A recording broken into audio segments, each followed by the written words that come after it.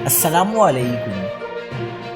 کراچی میں ویکسین کی عدم فراہمی، بچوں میں خطرناک ٹائیفائڈ پھیلنے لگا، ماہرین بھی حیران، ہائی الرٹ جاری۔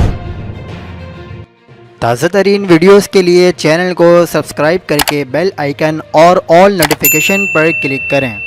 آپ کو بتاتے چلیں کہ کراچی کے بچوں میں 3rd جنریشن اینٹی بائیوٹک سے بھی ٹھیک نہ ہونے والا ٹائیفائڈ پھیلنے لگا۔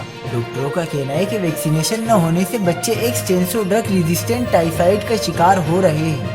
بخار کی شکایات کے ساتھ اسپتالوں میں داخل ہونے والے 10% بچے XTR ٹائیفائڈ میں مبتلا ہیں، جس کا سبب 2019 کی ویکسینیشن مہم میں کراچی اور سندھ میں بچوں کو ٹائیفائڈ کی ویکسینیشن کا نہ ہونا ہے۔ وفاقی ویکسینیشن پروگرام کی جانب سے ویکسین کی عدم فراہمی کی وجہ سے سندھ میں صرف 9 ماہ کے بچوں کو ویکسین لگ رہی ہے، جس کے باعث بچے خطرناک ٹائیفائڈ کا شکار ہو رہے ہیں۔